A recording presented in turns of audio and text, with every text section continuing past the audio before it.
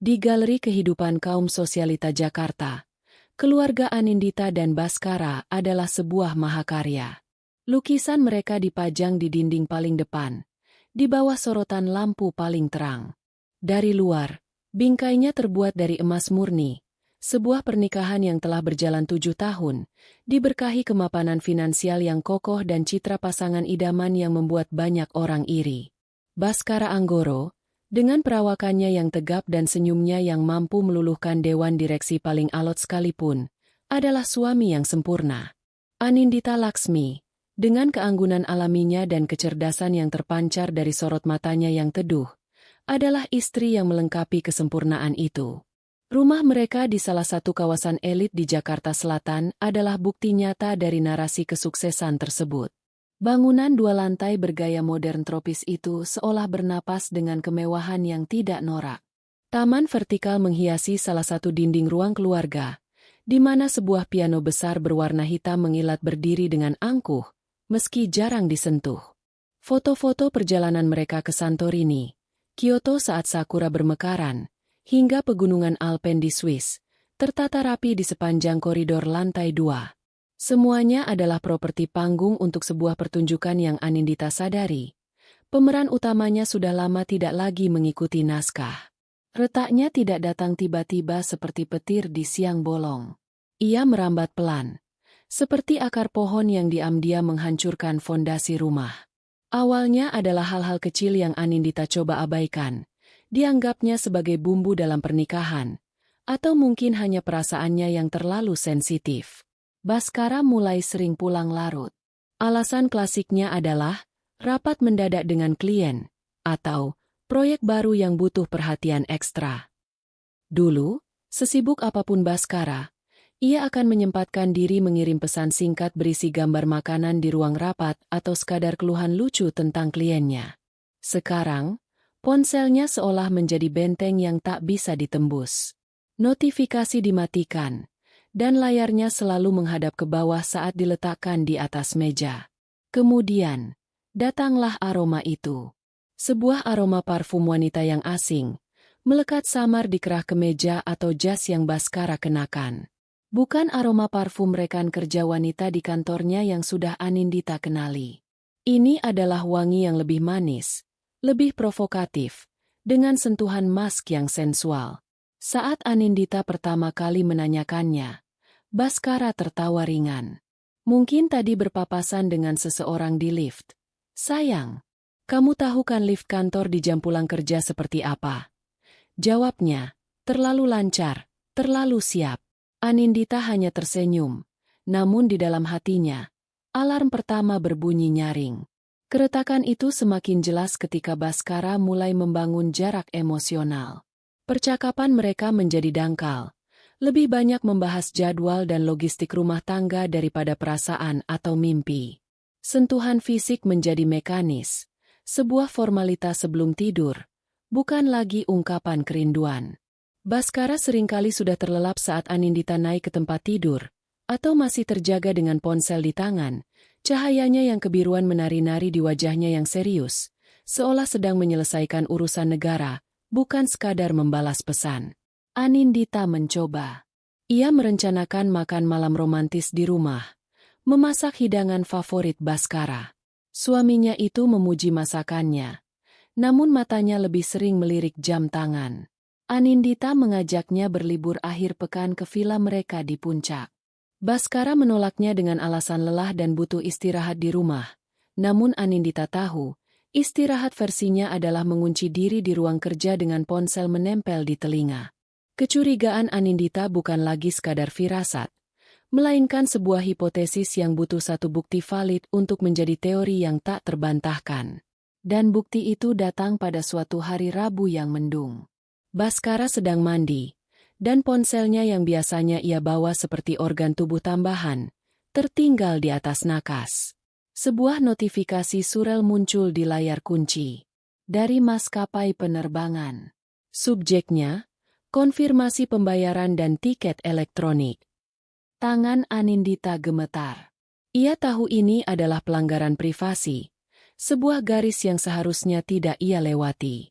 Tapi ia juga tahu, Ia sudah terlalu lama berdiri di tepi jurang, berpura-pura tidak melihat kedalamannya. Dengan jantung berdebar kencang, ia meraih ponsel itu. Untungnya, notifikasi itu menampilkan pratinjau yang cukup. 2 tiket kelas bisnis menuju Paris. Atas nama Baskara Anggoro dan Riana Putri. Riana. Nama itu terasa familiar. Anindita membuka laptopnya. Jemarinya terbang di atas papan ketik. Media sosial adalah arsip digital kebohongan dan kebenaran. Dalam hitungan menit, ia menemukannya. Riana Putri. Seorang influencer gaya hidup dengan pengikut ratusan ribu. Akunnya penuh dengan foto-foto di lokasi mewah, mengenakan tas bermerek, dan selalu menulis keterangan foto yang ambigu tentang diberkati dan dimanjakan. Anindita menelusuri lebih jauh dan menemukan beberapa foto di mana Riana berada di restoran atau hotel yang sama dengan yang pernah dikunjungi Baskara untuk perjalanan bisnisnya. Mereka tidak pernah berfoto bersama, tetapi waktu dan lokasinya adalah sebuah kebetulan yang terlalu sempurna untuk disebut kebetulan. Napas Anindita tercekat. Udara di dalam kamarnya yang luas terasa menipis. Sakitnya menusuk, tajam dan dalam, merobek sisa-sisa kepercayaan yang masih ia pegang. Ia ingin berteriak, mendobrak pintu kamar mandi, dan melemparkan ponsel itu ke wajah suaminya. Ia ingin melihat kepanikan di mata Baskara, mendengar ia tergagap mencari alasan. Namun, saat suara pancuran air berhenti, sesuatu yang lain mengambil alih diri Anindita. Sesuatu yang lebih dingin dari amarah, lebih kuat dari kesedihan. Lega. Ia adalah putri seorang diplomat dan cucu seorang pengusaha ulung. Ia diajarkan untuk tidak pernah membuat keputusan saat emosi sedang di puncak. Konfrontasi sekarang hanya akan memberikan kepuasan sesaat. Baskara akan menyangkal, mereka akan bertengkar hebat, dan pada akhirnya, Baskara akan menjadi lebih berhati-hati dalam menyembunyikan jejaknya. Itu tidak akan menyelesaikan apa-apa. Dengan tangan yang kini sudah lebih stabil, Anindita meletakkan kembali ponsel Baskara persis di tempatnya semula. Ia berjalan ke depan cermin besar di ruang ganti. Ia menatap pantulan dirinya. Wajahnya pucat, matanya memerah. Tapi di balik kerapuhan itu, ada kilat yang berbeda. Kilat baja. Hatinya mungkin hancur berkeping-keping, tetapi otaknya bekerja dengan kecepatan penuh. Pertunjukan ini belum berakhir. Jika Baskara bisa bermain peran sebagai suami yang setia, maka Anindita pun bisa. Ia akan memainkan perannya sebagai istri yang penuh kasih dan tidak menaruh curiga. Ia akan tersenyum lebih manis, berbicara lebih lembut, dan memberikan suaminya rasa aman yang palsu. Ia tidak akan memberinya alasan untuk waspada. Karena mulai detik ini, Anindita bukan lagi korban yang menunggu nasib. Ia adalah sutradara yang akan menulis ulang akhir dari cerita ini. Ia akan membiarkan Baskara menyelesaikan babak kebohongannya, sementara ia, dalam diam, mempersiapkan babak pembalasan yang spektakuler. Bingkai emas yang retak itu tidak akan ia perbaiki. Ia akan menghancurkannya hingga menjadi debu, tetapi dengan caranya sendiri. Beberapa hari setelah penemuan tiket ke Paris, Anindita hidup dalam dualitas yang menguras energi. Di luar, ia adalah Anindita yang sama. Ia mengatur menu makan malam, mengingatkan Baskara tentang jadwal periksa gigi, mendiskusikan renovasi kecil untuk teras belakang, bahkan sesekali tertawa mendengar lelucon suaminya. Namun di dalam, ia adalah seorang strategis yang sedang berperang. Setiap senyumnya adalah kamuflase. Setiap sentuhan lembutnya adalah manuver untuk mengumpulkan data. Ia menjadi pengamat yang ulung, memperhatikan setiap detail dengan ketajaman yang baru. Suatu malam, kesempatan emas itu datang dengan sendirinya. Baskara menerima panggilan telepon sekitar pukul 10 malam. Melihat nama penelepon di layar, ia segera bangkit dari sofa ruang keluarga dan berjalan menuju balkon, menutup pintu kaca di belakangnya. "Halo, sayang," sapanya dengan suara rendah yang dibuat seintim mungkin, berpikir bahwa pintu tebal itu kedap suara. Anindita tidak bergerak dari posisinya, berpura-pura asyik membaca buku. Namun, telinganya waspada, dan matanya tertuju pada pantulan samar Baskara di permukaan layar televisi yang sedang mati. Dari gerak bibirnya dan potongan-potongan kata yang berhasil menembus kaca, Anindita bisa merangkai percakapan itu. Iya, Paris pasti jadi. Sabar sedikit lagi. Aku lagi cari modal tambahan. Ada cara gampang. Kok? Sesuatu yang berharga banget. Tapi dia nggak akan sadar kalau nilainya berkurang. Jantung Anindita seolah berhenti berdetak. Modal tambahan. Sesuatu yang berharga. Dia nggak akan sadar. 3 frasa itu bergema di kepalanya. Awalnya ia berpikir tentang saham atau properti atas nama bersama. Tapi frasa, tidak akan sadar kalau nilainya berkurang, terasa janggal. Lalu, matanya tanpa sengaja tertuju pada sebuah foto di majalah interior di atas meja kopi. Foto seorang wanita yang mengenakan kalung berlian yang menawan. Dan saat itulah ia mengerti. Baskara tidak mengincar rekening bank atau aset perusahaan. Ia mengincar sesuatu yang lebih personal, lebih menyakitkan. Sesuatu yang ia anggap Anindita tidak akan pernah periksa nilainya karena nilai sentimentalnya jauh lebih tinggi. Kotak perhiasannya. Kotak itu terbuat dari kayu jati berukir, warisan dari neneknya. Di dalamnya tersimpan koleksi perhiasan yang dikumpulkan selama 3 generasi. Ada kalung berlian yang dikenakan ibunya di hari pernikahannya, sepasang anting safir peninggalan sang nenek, bros zamrud, gelang mutiara Laut Selatan, dan puluhan benda berharga lainnya. Bagi Anindita, itu bukan sekadar investasi, melainkan arsip kenangan keluarganya. Baskara tahu itu, dan ia berniat menodai kenangan itu demi membiayai liburan mewahnya bersama wanita lain. Rasa mual naik ke tenggorokannya. Pengkhianatan ini terasa berkali-kali lipat lebih kotor. Ini bukan lagi sekadar tentang uang. Ini tentang penistaan terhadap warisan dan kepercayaannya yang paling dalam. Untuk sesaat, amarah kembali membakar dirinya. Ia ingin berlari ke balkon, merebut ponsel itu, dan berteriak sekeras-kerasnya. Tapi kemudian, ide itu datang. Ide yang begitu gila, begitu berani, begitu tak terduga, hingga sebuah senyum tipis, senyum pertama yang tulus dalam beberapa hari, terukir di bibir Anindita. Jika Baskara ingin mencuri perhiasannya, maka biarkan saja. Anindita tidak akan mencegahnya. Ia justru akan membukakan jalan untuknya. Ia akan memberikan apa yang Baskara inginkan, tetapi dengan versinya sendiri. Di tengah lara hatinya, sebuah rencana mulai terbentuk, tajam dan jernih. Ia tidak akan hanya menggagalkan rencana Baskara. Ia akan membalikan seluruh permainan. Ia akan membiarkan Baskara terbang tinggi dengan kesombongannya, hanya untuk menjatuhkannya dari ketinggian maksimal. Keesokan paginya, saat Baskara sudah berangkat ke kantor, Anindita memulai misinya. Langkah pertamanya adalah inventarisasi. Ia membuka kotak perhiasan itu dengan tangan yang mantap. Satu persatu, ia mengeluarkan isinya, meletakkannya di atas kain bludru hitam.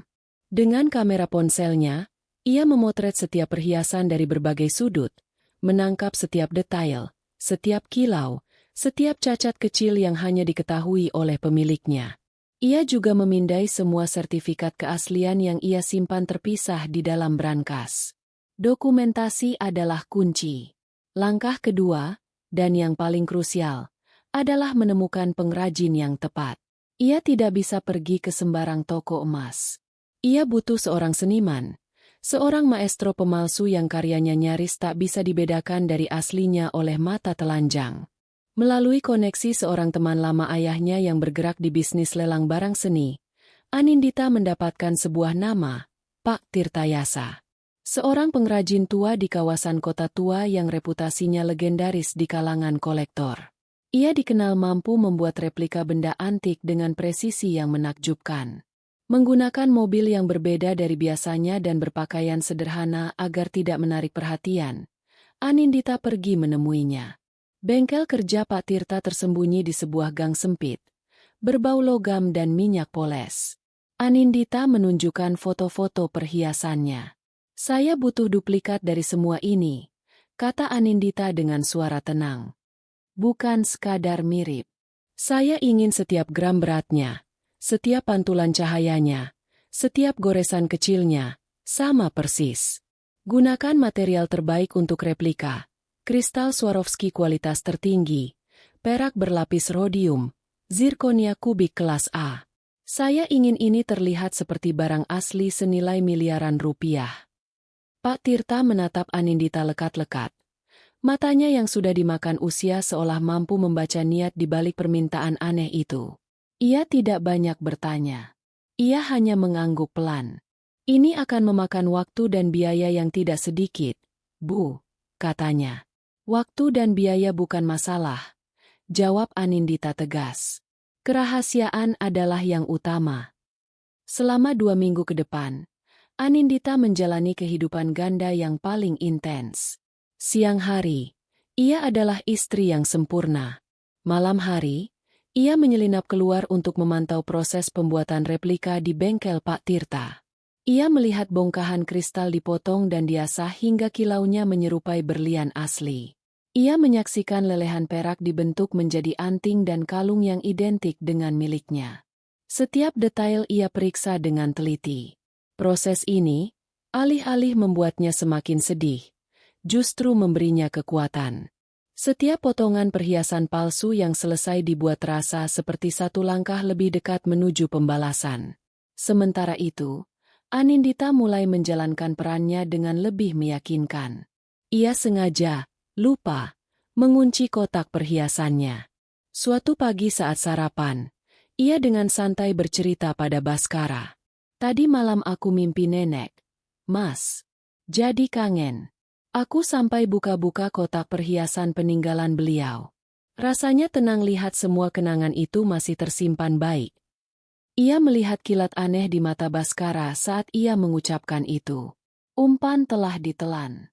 Baskara kini tahu di mana letak harta karun-nya, dan ia percaya Anindita sama sekali tidak curiga. Akhirnya, hari itu tiba. Seluruh koleksi replika telah selesai. Kualitasnya sungguh menakjubkan. Saat disejajarkan, Anindita sendiri nyaris tidak bisa membedakan mana yang asli dan mana yang palsu tanpa menyentuhnya. Malam itu, setelah memastikan Baskara tidak akan pulang cepat, Anindita melakukan ritual terakhirnya. Dengan hati-hati, ia memasukkan semua perhiasan replika ke dalam kotak kayu jati berukir. Perhiasan yang asli, yang menyimpan kenangan dan nilai sesungguhnya, ia masukkan ke dalam sebuah tas biasa dan keesokan harinya ia titipkan di safe deposit box di bank atas nama gadisnya, nama yang tidak terhubung dengan Baskara. Saat menutup kembali kotak perhiasan yang kini berisi kepalsuan itu, Anindita merasakan kelegaan yang luar biasa. Panggung telah disiapkan. Jebakan telah dipasang. Kini, ia hanya perlu menunggu sang aktor utama mengambil perannya dalam drama pencurian yang ia sutradarai sendiri. Lara hatinya belum sembuh, tetapi kini luka itu telah dilapisi oleh baja dingin sebuah rencana yang sempurna. Operasi penukaran perhiasan telah selesai, namun bagi Anindita, ini barulah awal dari babak yang paling menegangkan. Hari-hari berikutnya adalah ujian kesabaran dan kemampuan aktingnya yang sesungguhnya. Ia harus hidup di dalam kebohongan yang ia ciptakan sendiri, berjalan di atas panggung yang telah ia siapkan, sambil menunggu aktor utamanya melakukan kesalahan fatal. Setiap pagi, ia membuka mata dan hal pertama yang ia rasakan bukanlah kehangatan sinar matahari yang menembus jendela, melainkan dinginnya baja dari rencana yang membungkus hatinya yang terluka. Langkah pertama setelah koleksi replika berada di tempatnya adalah mengamankan harta yang sesungguhnya. Pada hari Jumat pagi, dengan alasan akan mengunjungi pameran kain tradisional di pusat kota, Anindita pergi ke bank. Di dalam ruang safe deposit box yang dingin dan senyap, ia membuka tas yang dibawanya. Satu persatu, ia mengeluarkan perhiasan aslinya. Di bawah cahaya lampu neon yang steril, kilau berlian, safir, dan zamrud itu tampak nyata dan hidup, seolah berdenyut dengan energi sejarah keluarganya. Ini bukan lagi sekadar benda mati. Ini adalah bukti cinta ibunya, warisan neneknya, dan kini, senjata pembalasannya. Dengan sangat hati-hati, ia menata semuanya di dalam kotak baja yang dingin. Saat pintu safe deposit box itu ditutup dan dikunci, Anindita merasakan sebagian bebannya terangkat. Asetnya aman. Kenangannya terlindungi. Kini, ia bisa fokus pada langkah selanjutnya, memasang umpan. Ia harus membuat harta karun di rumah tampak lebih menggiurkan, lebih mendesak untuk diambil. Kesempatan itu datang pada hari Minggu sore. Mereka sedang bersantai di ruang keluarga. Anindita, sambil membolak-balik majalah properti, berkata dengan nada santai, "Mas, aku kepikiran, deh. Kayaknya perhiasan warisan mama perlu kita perbarui asuransinya. Nilai emas dan batu mulia kan naik terus. Mungkin minggu depan aku panggil teman papa yang juru taksir untuk datang ke rumah. Biar kita tahu nilai pastinya sekarang berapa." Anindita bisa melihat perubahan subtil pada diri Baskara. Ia berhenti mengutak-atik ponselnya. Matanya yang tadi terpaku pada layar kini menatap Anindita dengan fokus yang tajam. Ada kilat kepanikan sesaat, diikuti oleh keserakahan yang berusaha keras ia sembunyikan di balik senyumnya. "Ide bagus, sayang," jawabnya. "Penting itu untuk mengamankan aset. Tapi apa tidak merepotkan kalau harus panggil orang ke rumah? Mungkin kamu bawa saja ke tempatnya." "Ah, jangan," sahut Anindita cepat, memainkan perannya sebagai istri yang naif dan protektif. "Terlalu berisiko bawa perhiasan sebanyak itu keluar. Lebih aman kalau ahlinya yang datang ke sini.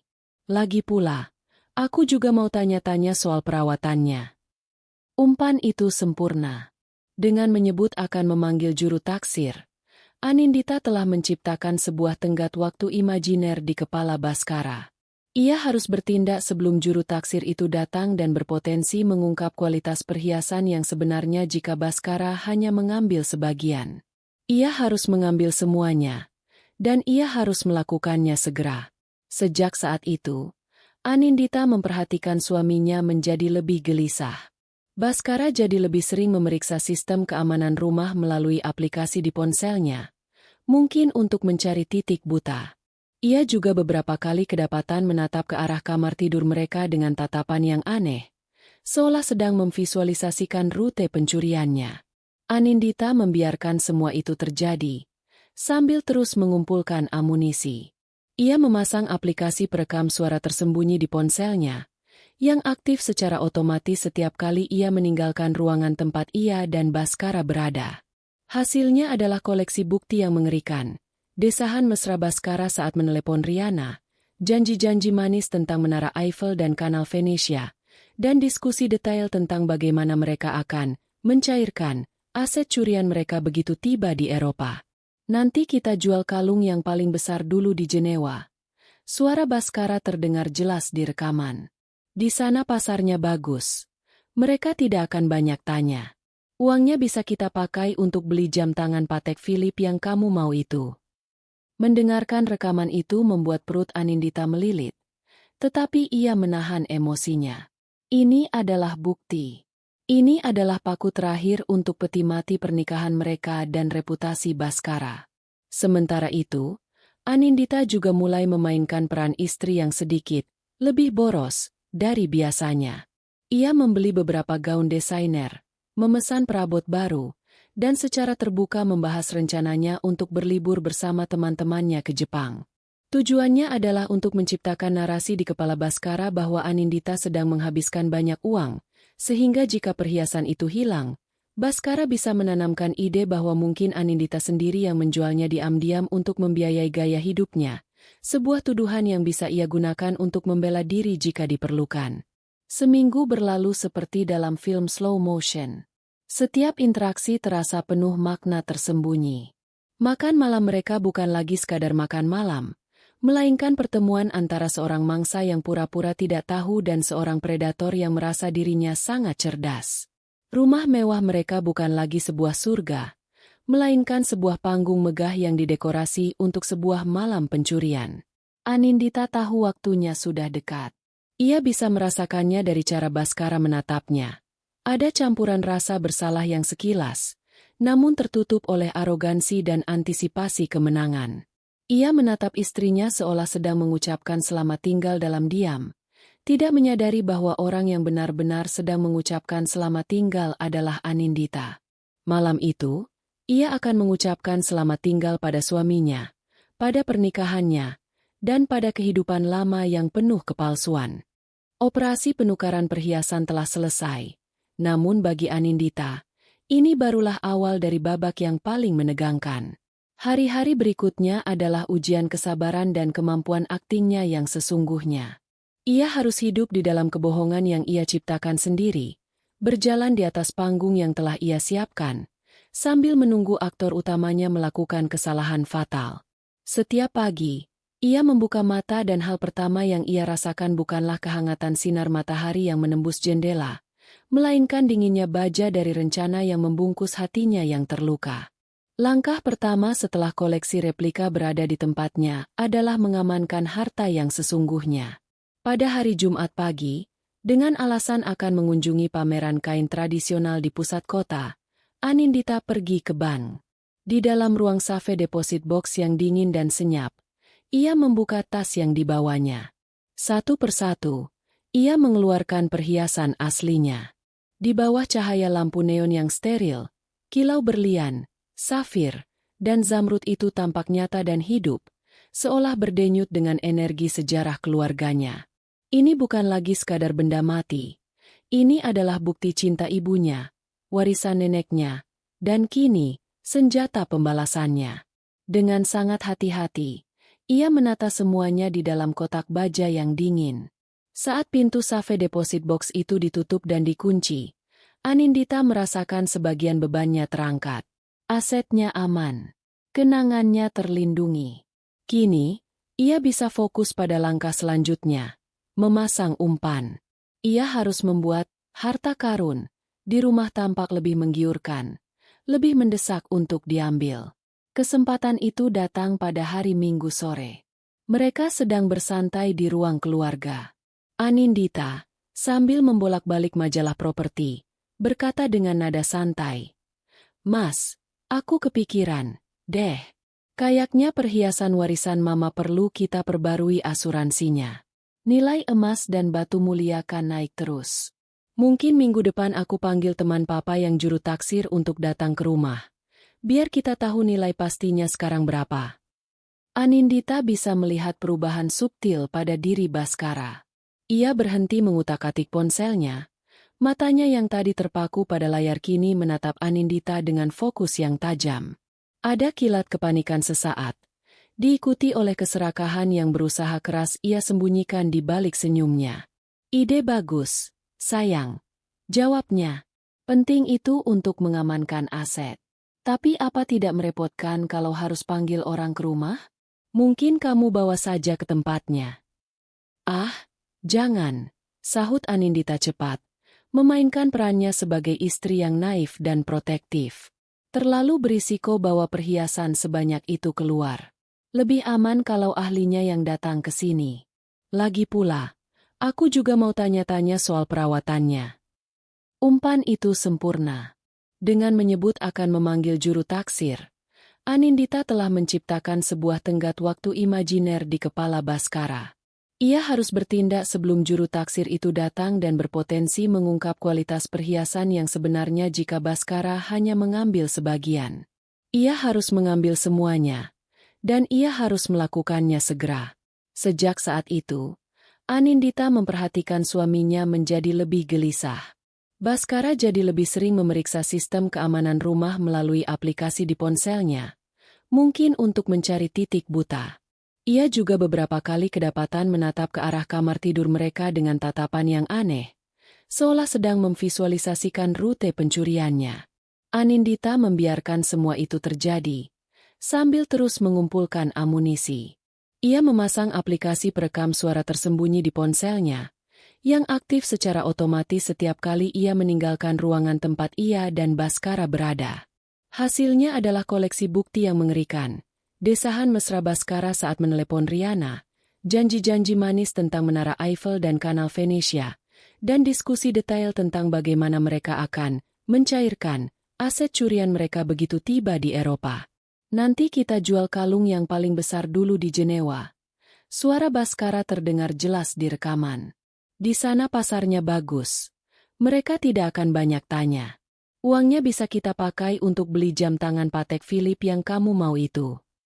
Mendengarkan rekaman itu membuat perut Anindita melilit. Tetapi ia menahan emosinya. Ini adalah bukti. Ini adalah paku terakhir untuk peti mati pernikahan mereka dan reputasi Baskara. Sementara itu, Anindita juga mulai memainkan peran istri yang sedikit lebih boros dari biasanya. Ia membeli beberapa gaun desainer, memesan perabot baru, dan secara terbuka membahas rencananya untuk berlibur bersama teman-temannya ke Jepang. Tujuannya adalah untuk menciptakan narasi di kepala Baskara bahwa Anindita sedang menghabiskan banyak uang, sehingga jika perhiasan itu hilang, Baskara bisa menanamkan ide bahwa mungkin Anindita sendiri yang menjualnya diam-diam untuk membiayai gaya hidupnya, sebuah tuduhan yang bisa ia gunakan untuk membela diri jika diperlukan. Seminggu berlalu seperti dalam film slow motion. Setiap interaksi terasa penuh makna tersembunyi. Makan malam mereka bukan lagi sekadar makan malam, melainkan pertemuan antara seorang mangsa yang pura-pura tidak tahu dan seorang predator yang merasa dirinya sangat cerdas. Rumah mewah mereka bukan lagi sebuah surga, melainkan sebuah panggung megah yang didekorasi untuk sebuah malam pencurian. Anindita tahu waktunya sudah dekat. Ia bisa merasakannya dari cara Baskara menatapnya. Ada campuran rasa bersalah yang sekilas, namun tertutup oleh arogansi dan antisipasi kemenangan. Ia menatap istrinya seolah sedang mengucapkan selamat tinggal dalam diam, tidak menyadari bahwa orang yang benar-benar sedang mengucapkan selamat tinggal adalah Anindita. Malam itu, ia akan mengucapkan selamat tinggal pada suaminya, pada pernikahannya, dan pada kehidupan lama yang penuh kepalsuan. Malam itu udara terasa lebih berat. Hujan baru saja reda, menyisakan aroma tanah basah dan hawa yang lembab. Anindita tahu, inilah malamnya. Baskara pulang lebih awal dari biasanya, membawa serta aura kegelisahan yang ia coba tutupi dengan obrolan ringan tentang pekerjaan. Ia bahkan membelikan Anindita kue opera dari toko kue favoritnya. Sebuah gestur manis yang terasa seperti sogokan terakhir seorang terpidana mati.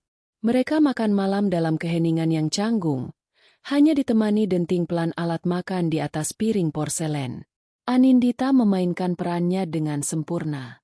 Ia tampak sedikit lelah, mengeluh sakit kepala ringan, dan memutuskan untuk tidur lebih awal.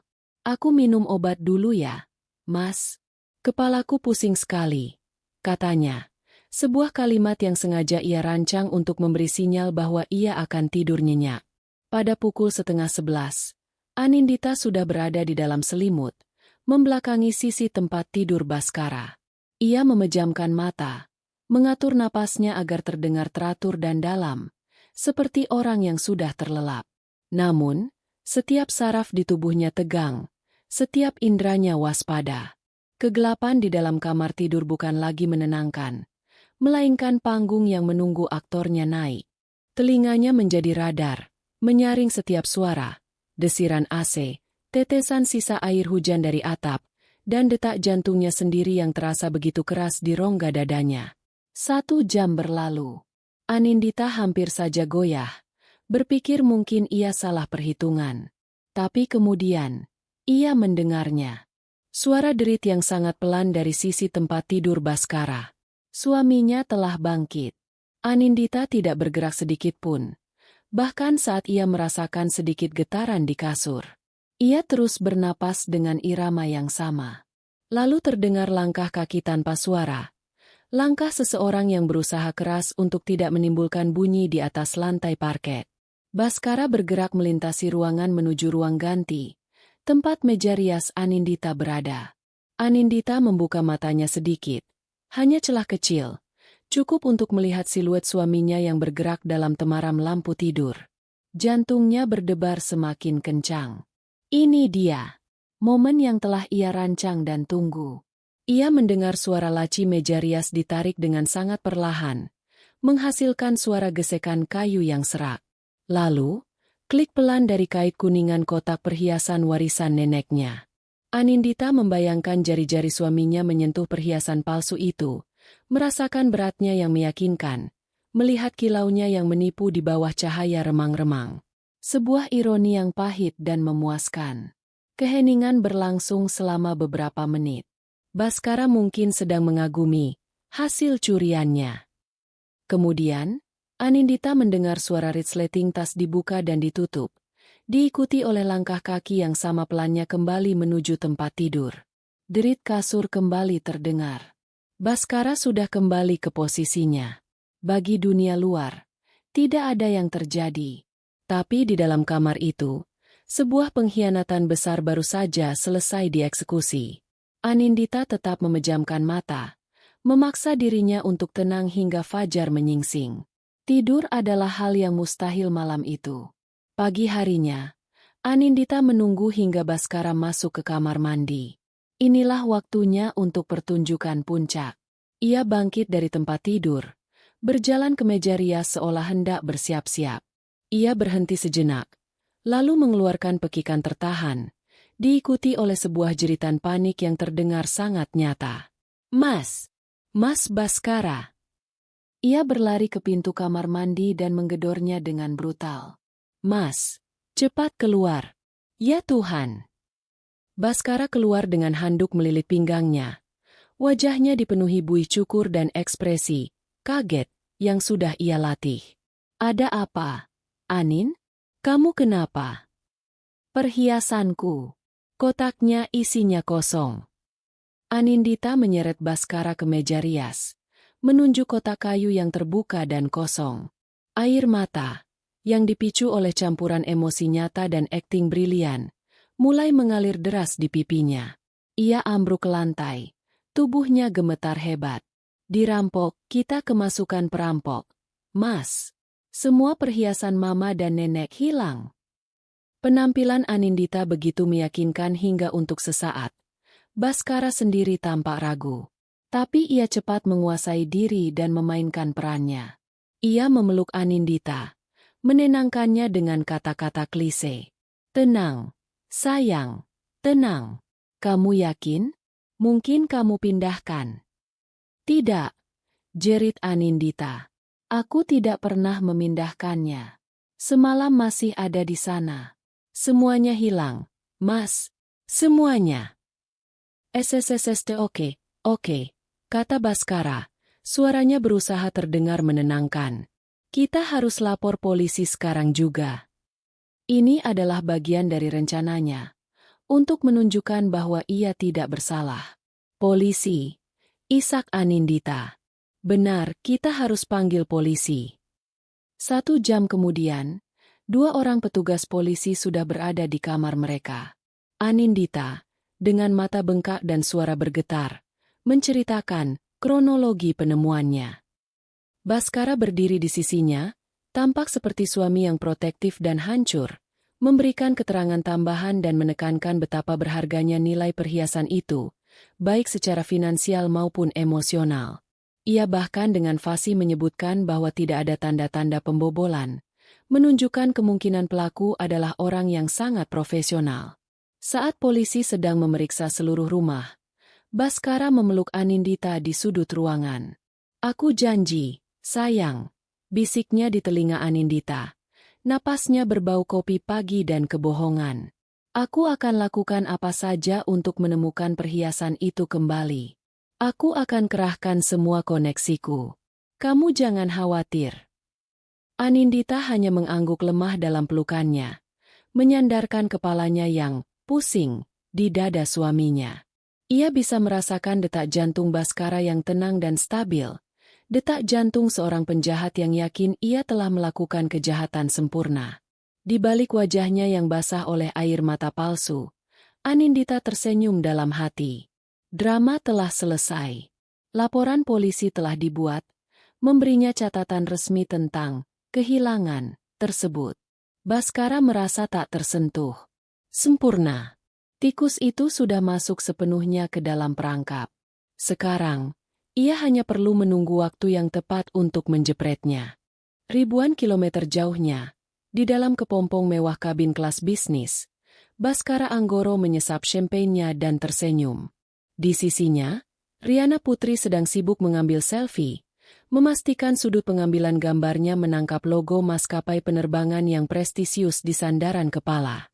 Bagi mereka, dunia adalah milik mereka, sebuah taman bermain yang terhampar luas dan siap untuk ditaklukkan.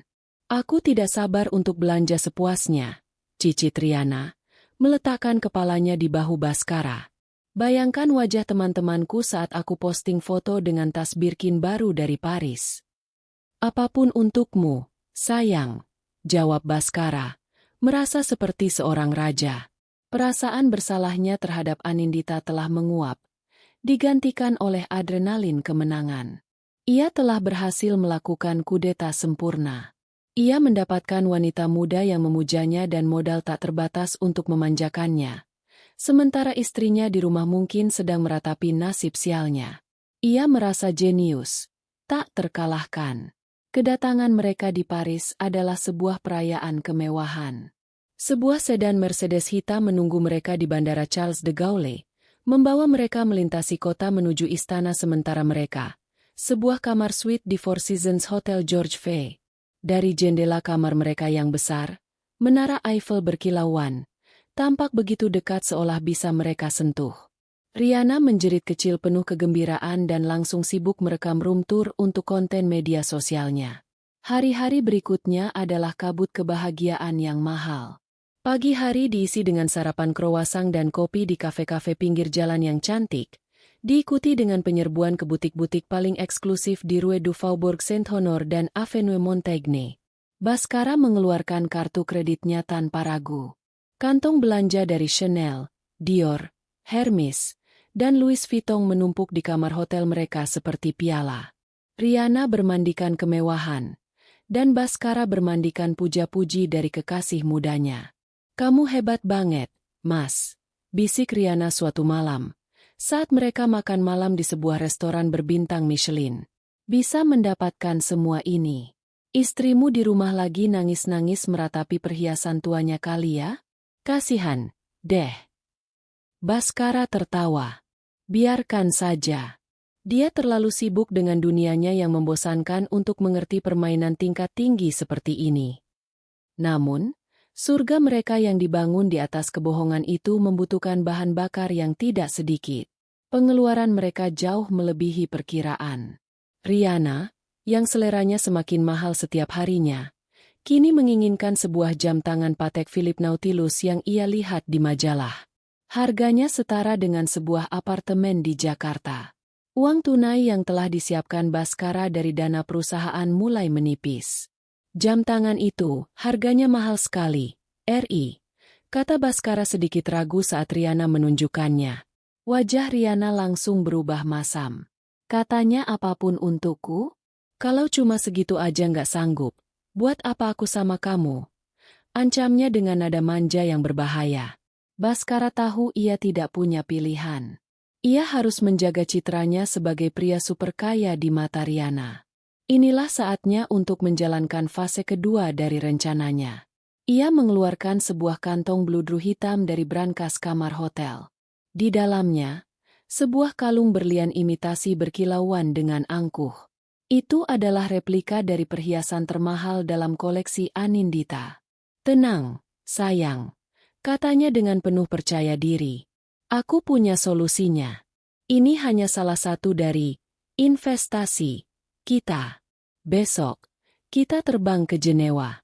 Di sana, kita akan mencairkan ini. Setelah itu, kamu bisa beli 2 jam tangan kalau kamu mau. Mata Riana kembali berbinar. Jenewa, Swiss, pusat perbankan dan barang mewah dunia. Terdengar lebih glamor lagi.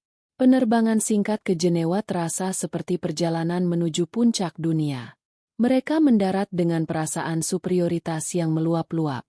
Jenewa menyambut mereka dengan udara pegunungan yang sejuk dan etalase toko yang memamerkan kemewahan yang lebih tua dan lebih mapan daripada Paris. Mengikuti rekomendasi yang ia baca di internet, Baskara memilih sebuah butik perhiasan dan jam tangan antik yang terletak di Rue Durhone, jalan paling bergengsi di kota itu. Toko itu tidak besar, tetapi auranya memancarkan eksklusivitas. Pintu kayu berat, etalase kaca yang menampilkan beberapa arloji langka, dan seorang penjaga pintu yang membukakan pintu untuk mereka. Baskara dan Riana melangkah masuk, keduanya mengenakan pakaian terbaik mereka, memancarkan aura pasangan kaya raya dari Asia. Seorang pria tua yang rapi dengan kacamata berbingkai emas dan setelan jas yang sempurna menyambut mereka dengan anggukan sopan. Bonjour. Comment puis-je vous aider? Selamat pagi. Ada yang bisa saya bantu? Baskara tersenyum, merasa di atas angin. Bonjour. Saya ingin menjual sebuah barang. Sebuah pusaka keluarga, katanya dalam bahasa Inggris, sambil dengan hati-hati meletakkan kantong bludru itu di atas meja kaca. Dengan gerakan dramatis, ia membuka kantong itu dan mendorong kalung berlian palsu itu ke arah sang ahli. Cahaya dari lampu gantung kristal di atas mereka menimpa kalung itu, membuatnya berkilauan dengan cemerlang. Riana menatapnya dengan bangga. Baskara menatap sang ahli dengan antisipasi. Ia sama sekali tidak menyadari bahwa ia baru saja meletakkan bom waktu di depan seorang ahli penjinak bom. Ia tidak tahu bahwa surga kebohongannya akan segera runtuh. Di sini, di dalam toko yang sunyi dan elegan ini. Jebakan Anindita, yang dipasang ribuan kilometer jauhnya, akhirnya siap untuk menjepret.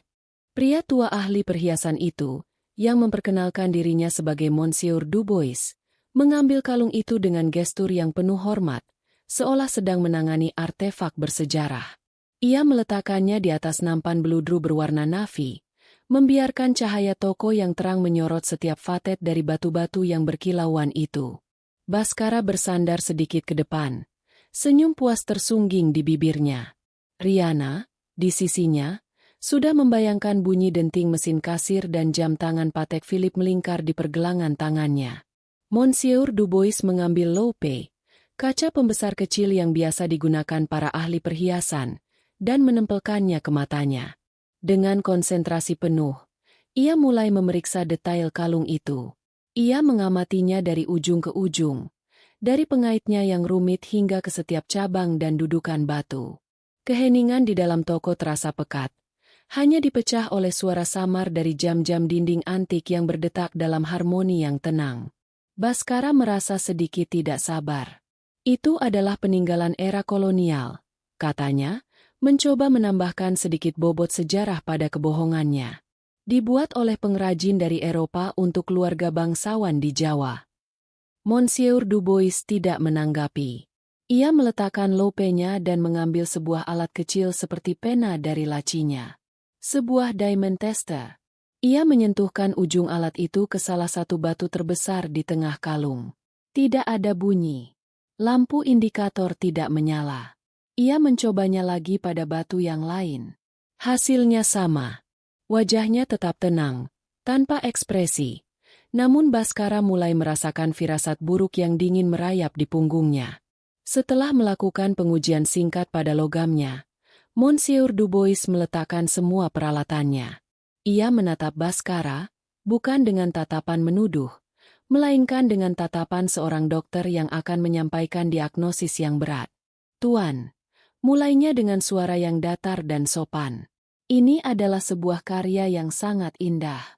Sebuah replika yang dibuat dengan keahlian tingkat tinggi. Pengrajinnya jelas seorang yang berbakat.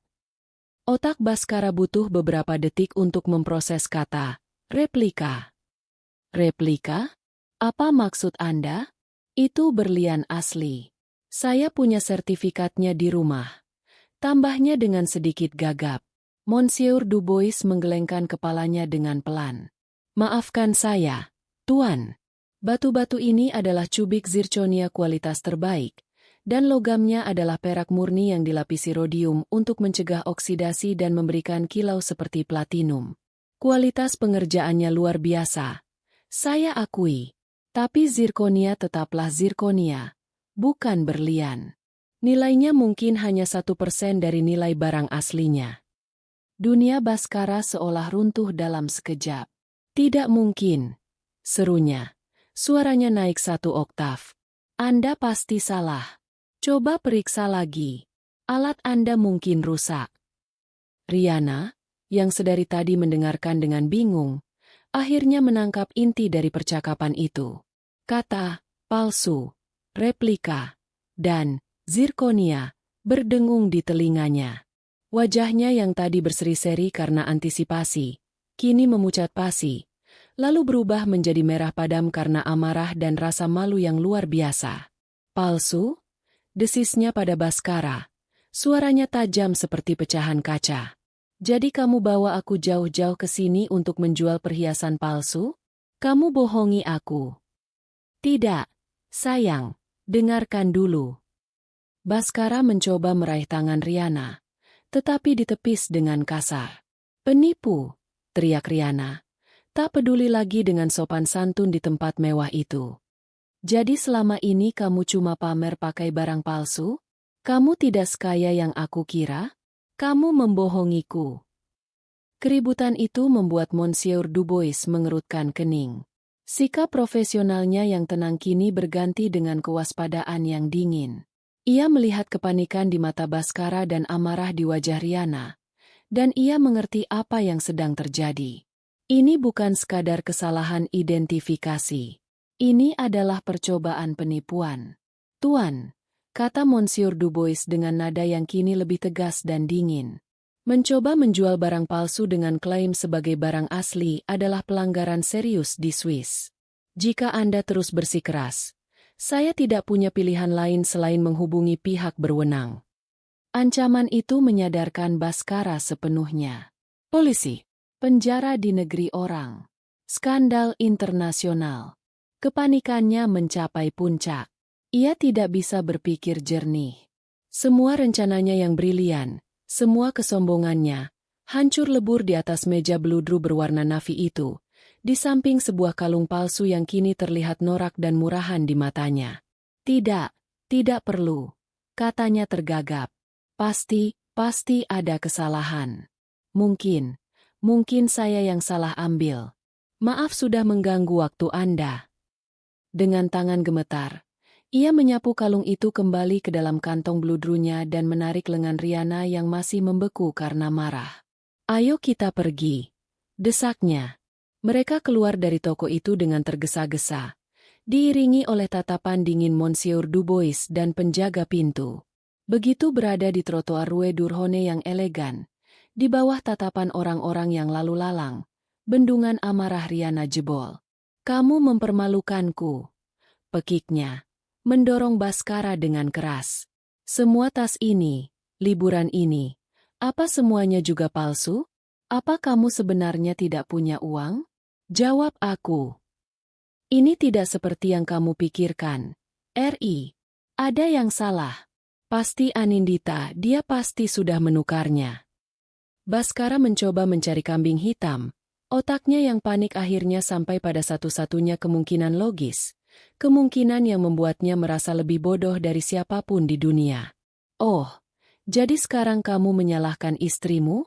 Istrimu yang bodoh dan naif itu ternyata lebih pintar dari kamu. Ejek Riana. Tawanya terdengar histeris. Aku sudah selesai. Aku tidak mau berurusan dengan pembohong miskin sepertimu. Pertengkaran mereka menjadi tontonan publik. Surga impian mereka di Eropa telah berubah menjadi neraka pribadi yang paling memalukan. Mereka kembali ke hotel dalam keheningan yang penuh kebencian. Riana langsung mengunci diri di kamar tidur, sementara Baskara duduk termangu di ruang tamu suite mereka, menatap kosong ke arah menara Eiffel yang kini tampak seperti monumen kegagalannya. Ia mengambil ponselnya, ingin menelepon Anindita dan memakinya, tetapi ia sadar betapa konyolnya hal itu. Apa yang akan ia katakan? Kau menukar perhiasan yang ingin aku curi dengan yang palsu. Ia kalah. Benar-benar kalah telak. Dan ia bahkan belum tahu bahwa kejatuhannya baru saja dimulai. Sementara Baskara terperosok dalam jurang keputusasaan di Jenewa, di Jakarta, badai yang sesungguhnya baru saja mengamuk. Pagi itu, di kantor hukumnya yang sejuk, Anindita menerima panggilan telepon yang telah ia tunggu-tunggu.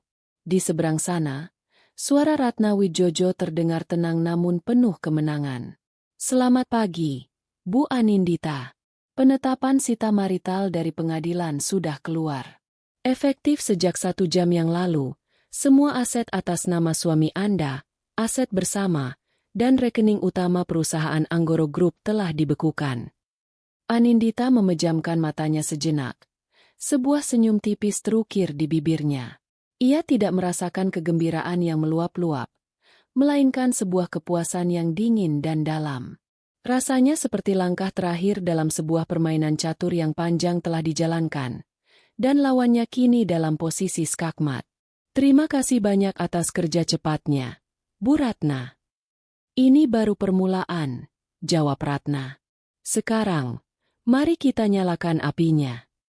Api. Yang dimaksud Ratna adalah sebuah rilis pers yang telah mereka susun dengan sangat hati-hati. Bukan untuk disebar ke semua media, melainkan dibocorkan secara eksklusif kedua sumber, sebuah portal berita bisnis terkemuka dan seorang penulis gosip high society yang akun media sosialnya diikuti oleh seluruh kalangan elit Jakarta. Judul berita di portal bisnis itu muncul menjelang makan siang. Guncangan di Anggoro Group, CEO Baskara Anggoro digugat cerai. Aset perusahaan dibekukan di tengah dugaan penggelapan dana. Sementara itu, akun gosip Jakarta Konfidensial mengunggah sebuah postingan yang lebih sensasional. Pernikahan impian berakhir. Anindita Laksmi, pewaris tahta Laksmi, mengajukan gugatan cerai terhadap Baskara Anggoro. Sumber dalam menyebut adanya orang ketiga, seorang influencer inisial RP, dan drama hilangnya perhiasan warisan bernilai miliaran. The tea is piping hot. Minuman panas. Efeknya seketika dan brutal. Ponsel Anindita mulai bergetar tanpa henti. Panggilan dan pesan masuk dari teman-teman, kerabat, dan rekan bisnis.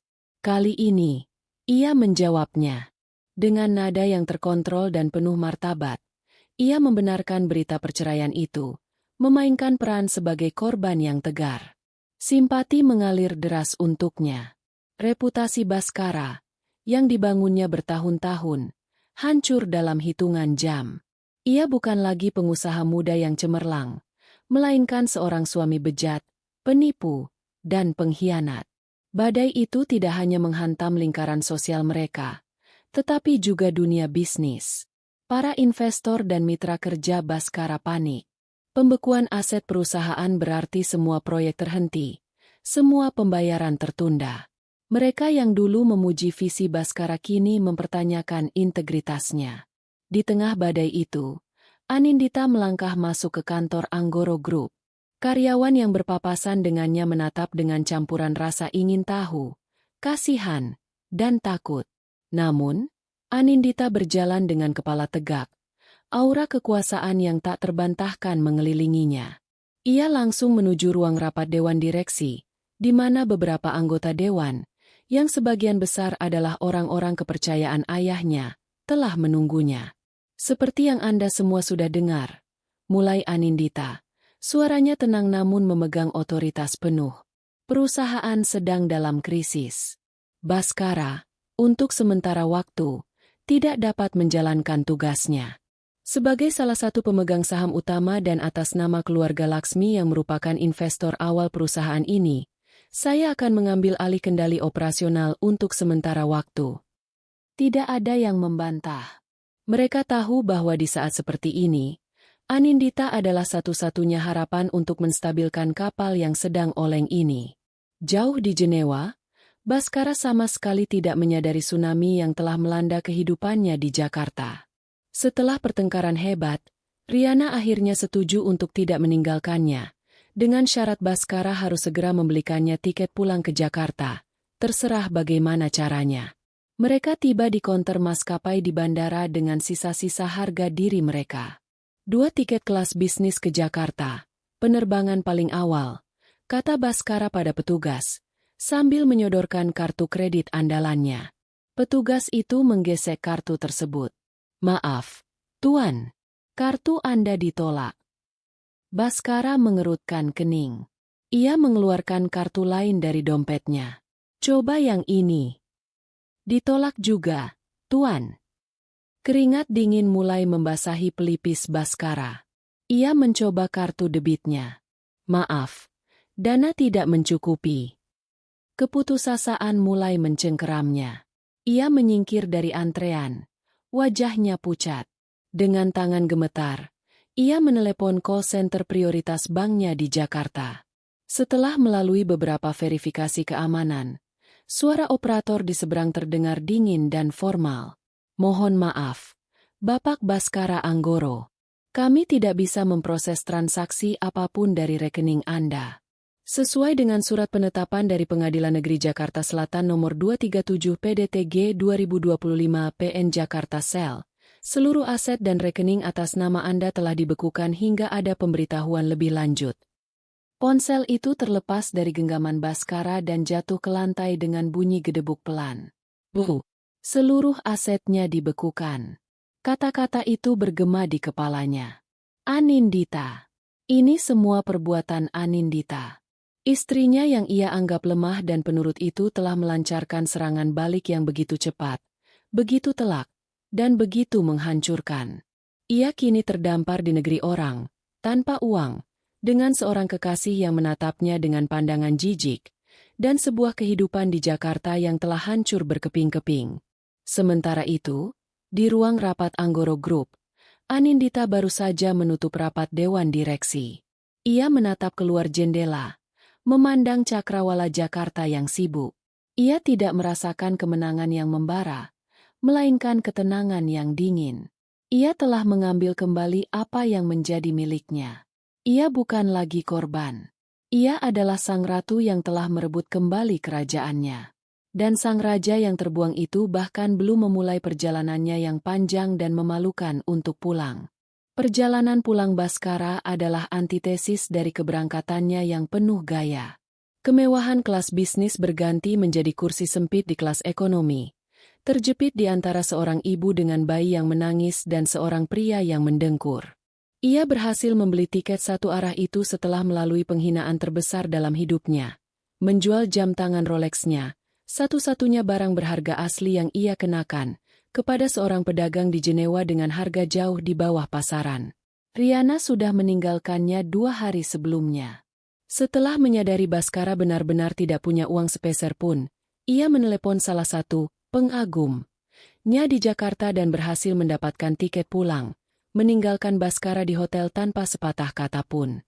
Selama penerbangan 18 jam itu, Baskara disiksa oleh pikirannya sendiri. Setiap detail dari rencana Anindita yang kini ia sadari, terputar ulang di kepalanya seperti film horor. Senyum sabar istrinya, sikapnya yang lupa mengunci kotak perhiasan, usulannya untuk memanggil juru taksir, semuanya adalah jebakan yang dipasang dengan presisi mematikan. Ia merasa seperti seekor tikus arogan yang menari-nari di atas piring, tidak menyadari bahwa ia sedang menari untuk seekor kucing yang sabar mengamati dari kegelapan. Ia mendarat di Bandara Soekarno-Hatta bukan sebagai raja yang kembali, melainkan sebagai seorang buronan yang kalah perang. Tidak ada mobil pribadi yang menjemputnya. Ia memesan taksi online, dan saat mobil itu memasuki gerbang kompleks perumahannya yang mewah, ia merasakan sedikit harapan. Mungkin ia bisa bicara dengan Anindita, memohon, dan memperbaiki semuanya. Namun, saat taksi berhenti di depan rumahnya, harapan itu pupus. Pagar rumahnya tergembok dari dalam. Di pilar gerbang, tertempel selembar kertas di dalam map plastik bening. Dengan tangan gemetar, Baskara mendekat dan membacanya. Itu adalah salinan surat resmi dari kantor pengacara Anindita, yang dengan bahasa hukum yang dingin dan formal, menyatakan bahwa properti tersebut berstatus sengketa dalam gugatan cerai dan ia dilarang memasuki pekarangan rumah tanpa persetujuan tertulis dari pihak Anindita atau pengacaranya. Ia telah terkunci, secara harfiah, dari kehidupannya sendiri. Sopir taksi menatapnya dengan curiga. Jadi turun di sini, Pak? Malam itu, Baskara tidur di sebuah hotel melati di dekat bandara. Sebuah tempat yang ironisnya sering ia gunakan untuk transit bersama wanita-wanita simpanannya di masa lalu. Bau apak dan suara dengungan nyamuk menjadi musik latar bagi malam penuh penyesalannya. Pertemuan yang tak terhindarkan itu akhirnya diatur seminggu kemudian. Bukan di rumah mereka yang penuh kenangan, bukan pula di kantor perusahaan yang pernah ia pimpin. Pertemuan itu diadakan di ruang konferensi kantor hukum Ratna Widjojo, sebuah wilayah netral yang sengaja dipilih untuk melucuti sisa-sisa kekuasaan yang mungkin masih Baskara rasakan. Baskara datang dengan penampilan yang kusut. Setelan jasnya yang dulu mahal kini terlihat kebesaran di tubuhnya yang sedikit kurus, dan ada lingkaran hitam di bawah matanya. Di seberang meja, Anindita duduk dengan punggung lurus, mengenakan blus sutra berwarna zamrud yang membuat kulitnya tampak bercahaya. Ia didampingi oleh Ratna Widjojo. Anindita tampak tenang, seolah ini hanyalah rapat bisnis biasa. Ketenangannya itulah yang paling menakutkan bagi Baskara. Anin. Baskara memulai dengan suara serak, mencoba taktik pertama, memohon simpati. Aku tahu aku salah. Aku hilaf. Tapi semua ini terlalu kejam. Membekukan semuanya. Menghancurkan reputasiku. Apa kamu tidak ingat 7 tahun yang kita lalui bersama? Anindita menatapnya. Ekspresinya tidak berubah. Justru karena aku ingat 7 tahun itu, aku melakukan ini, Mas. Aku ingat setiap janji yang kau ucapkan, dan aku juga ingat setiap kebohongan yang kau tanam di belakangku. Melihat simpati tidak berhasil, Baskara beralih ke taktik kedua, menyalahkan orang lain. Ini semua karena Riana. Dia yang meracuni pikiranku. Dia yang materialistis dan terus menuntut. Aku terjebak. Anin. Ratna Widjojo tertawa kecil. Suara tawanya kering seperti daun jatuh. Tuan Baskara, menyalahkan kekasih gelap Anda adalah pembelaan yang sangat lemah. Anda seorang pria dewasa, seorang CEO. Anda membuat pilihan Anda sendiri. Keputusasaan membuat Baskara beralih ke taktik terakhir, serangan balik. Kamu juga tidak sempurna. Kamu merencanakan semua ini. Kamu menjebakku. Itu licik. Anindita. Kamu sengaja membuatku jatuh. Inilah momen yang ditunggu Anindita. Ia mencondongkan tubuhnya sedikit ke depan, menatap lurus ke mata Baskara. Untuk pertama kalinya, ia membiarkan sebersit emosi terlihat di wajahnya. Bukan amarah, melainkan sebuah kekecewaan yang dingin. Menjebakmu? Tanyanya dengan suara pelan namun menusuk. Aku tidak pernah memaksamu untuk berselingkuh. Aku tidak pernah menyuruhmu untuk mencuri. Aku hanya memberikan panggung, dan kau dengan sukarela memainkan peran seorang penjahat dengan begitu meyakinkan. Ia berhenti sejenak, membiarkan kata-katanya meresap. Lalu, ia melancarkan pukulan finalnya. Perhiasan yang kau curi itu, lanjutnya, suaranya kini terdengar hampir santai. Aku tahu kau membawanya ke Jenewa. Aku ingin tahu, bagaimana reaksi ahli perhiasan di sana saat kau menunjukkan koleksi cubik zirconia dan perak lapis rodium kepadanya. Wajah Baskara berubah pucat seperti mayat. Ia menatap Anindita dengan ngeri. Oh, kau kaget. Anindita tersenyum tipis, senyum pertama yang Baskara lihat, dan itu adalah senyum yang paling mengerikan. Perhiasan itu sudah kutukar berbulan-bulan yang lalu. Mas, terima kasih sudah bersusah payah membawanya ke Eropa. Kau sudah membantuku membuang sampah yang sangat mahal ongkos pembuatannya. Baskara ternganga. Udara seolah tersedot keluar dari paru-parunya. Jadi benar. Seluruh premis rencananya, fondasi dari keserakahannya, adalah sebuah ilusi yang diciptakan oleh istrinya. Aku punya rekamannya, tambah Anindita. Suaranya kini kembali datar. Setiap percakapanmu dengan Riana. Aku punya jejak digitalnya. Setiap tiket yang kau pesan. Aku punya jejak finansialnya. Setiap rupiah yang kau pindahkan dari perusahaan. Kau tidak punya apa-apa untuk melawanku. Baskara, kau tidak hanya kalah. Kau memang tidak pernah ikut bermain dalam permainan ini sejak awal. Kau hanya bidak catur yang aku gerakan menuju kehancuranmu sendiri. Keheningan total menyelimuti ruangan. Baskara menatap Anindita, dan untuk pertama kalinya, Ia tidak melihat istrinya. Ia melihat seorang wanita asing yang cerdas, dingin, dan benar-benar tak terjangkau. Semua harga dirinya, semua arogansinya, semua citra diri yang telah ia bangun, hancur berkeping-keping di lantai kantor hukum yang dingin itu. Ia bukan hanya bangkrut secara finansial dan sosial. Ia telah dimusnahkan secara psikologis. Ia sadar, inilah akhir yang sesungguhnya. 1 tahun kemudian, langit Jakarta masih sama sibuknya. Namun dunia Anindita Laksmi telah berubah total. Proses perceraiannya yang sengit telah selesai 6 bulan lalu. Dengan segunung bukti yang tak terbantahkan, Anindita memenangkan gugatan itu dengan telak. Ia mendapatkan kembali kepemilikan mayoritas perusahaan, rumah mereka, dan tentu saja, seluruh aset pribadinya. Nama Anggoro Group telah ia ganti menjadi Laksmi Sentosa, kembali ke akar nama keluarganya, sebuah simbol pembersihan dan kelahiran kembali. Baskara Anggoro kini hanyalah sebuah nama dari masa lalu. Ia menjadi contoh klasik dari kejatuhan yang spektakuler di kalangan pebisnis Jakarta. Terlilit utang dari biaya hukum dan tuntutan ganti rugi perusahaan, ia menyatakan dirinya bangkrut. Reputasinya yang beracun membuatnya tak mungkin lagi mendapat tempat di dunia korporat. Terakhir kali Anindita mendengar kabarnya, Baskara tinggal di sebuah rumah kontrakan kecil di pinggiran kota, bekerja sebagai konsultan lepas untuk proyek-proyek kecil, sebuah bayangan menyedihkan dari dirinya yang dulu. Riana Putri? Ia menghilang dari kehidupan Anindita secepat ia muncul.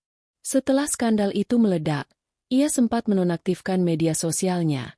Namun beberapa bulan kemudian ia kembali aktif, memamerkan liburan ke Bali bersama seorang pengusaha tambang yang baru. Ia adalah parasit yang selalu menemukan inang baru, sebuah karakter sampingan yang tidak penting dalam kisah utama Anindita. Kisah utama itu kini adalah tentang Anindita sendiri. Di bawah kepemimpinannya, Laksmi Sentosa tidak hanya stabil, tetapi juga berkembang pesat. Ia membawa perspektif baru, fokus pada bisnis yang berkelanjutan dan etis, yang justru menarik minat investor-investor muda. Ia bukan lagi sekadar istri Baskara atau putri keluarga Laksmi. Ia adalah Anindita Laksmi, seorang CEO yang dihormati karena kecerdasan dan integritasnya. Sore itu, Anindita sedang bersiap-siap di apartemen penthouse barunya yang menghadap ke Cakrawala Kota. Rumah lama mereka telah ia jual. Kenangannya terlalu berat untuk dipertahankan. Ia akan menghadiri sebuah acara penganugerahan bagi para perempuan inspiratif di dunia bisnis, di mana ia menjadi salah satu penerima penghargaan. Ia berjalan ke ruang gantinya yang luas. Di salah satu sudut, berdiri sebuah brankas canggih yang dibuat khusus. Ia membukanya dengan sidik jarinya. Di dalamnya, di atas nampan-nampan bludru, terhampar koleksi perhiasan warisan keluarganya. Perhiasan yang asli. Kilauannya tampak lebih indah dari sebelumnya. Ia tidak lagi melihatnya sebagai sekadar tumpukan harta atau kenangan masa lalu yang menyakitkan. Kini, setiap permata itu adalah simbol. Kalung berlian itu adalah simbol dari kebenaran yang ia pegang teguh. Anting safir itu adalah simbol dari kebijaksanaan untuk menunggu saat yang tepat. Dan bros zamrud itu adalah simbol dari ketahanan dan pertumbuhan kembali setelah dihancurkan. Jarinya menyentuh sepasang anting safir peninggalan neneknya, yang dulu ingin dicuri oleh Baskara untuk membiayai kebohongannya.